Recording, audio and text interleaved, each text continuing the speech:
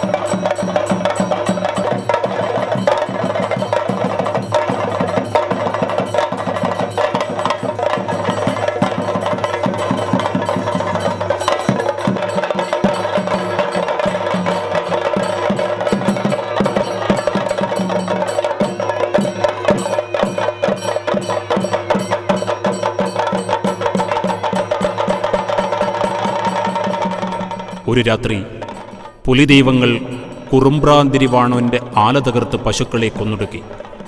കോപം പൂണ്ട വാണൂർ കരിന്തിരിക്കണ്ണനെന്ന തൻ്റെ പടനായകന് പുലിദൈവങ്ങളെ വകവരുത്താനായി കാട്ടിലേക്ക് അയക്കുന്നു. അമ്പും വില്ലുമായി തുളൂർ വനത്തിലെത്തിയ പടനായകൻ ചന്ദ്രേരന്മാവിൽ ഒളിയും തീർത്ത് പുലികളെയും കാത്തിരുന്നു.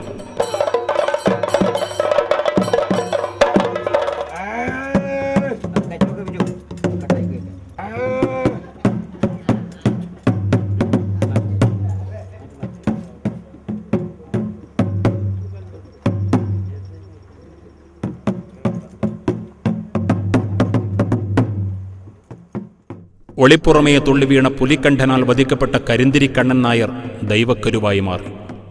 തുളുവനത്ത് ഭഗവതിയെ നായനാറായി സ്വീകരിച്ച് പുലിദൈവങ്ങൾ തുളുവനത്ത് വസിച്ചു.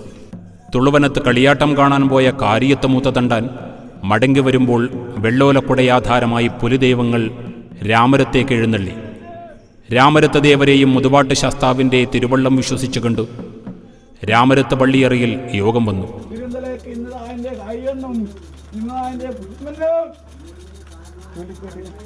ഒരു കോപ്പികളൊപ്പിക്കുവാന്നോണം ബഹുമാനാകും മുച്ചിലോട്ടമ്മയുണ്ടല്ലോ നിങ്ങൾക്ക് ആയതുകൊണ്ട് ഞാൻ പരപ്പത്തിൽ നിഷേധിക്കാതെ കോണം അടയാളം എടുക്കാൻ അല്പം കൊടുക്കട്ടോ വൃക്ഷങ്ങളെ അടയാളം.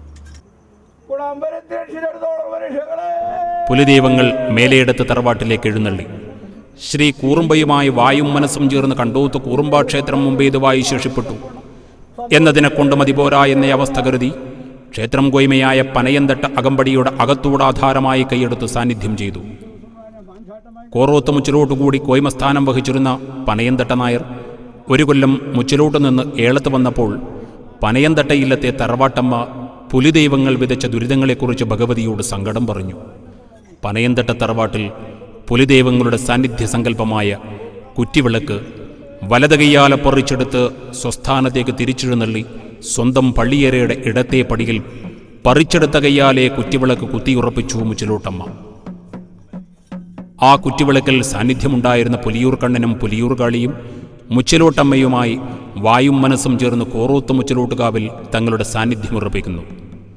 തുടർന്ന് മറ്റു മുച്ചിലോടുകളിലും സാർവത്രികമായി പുലിയൂർ കാളിയും പുലിയൂർ കണ്ണനും പള്ളിപ്പീഠങ്ങൾക്കുടമകളായി.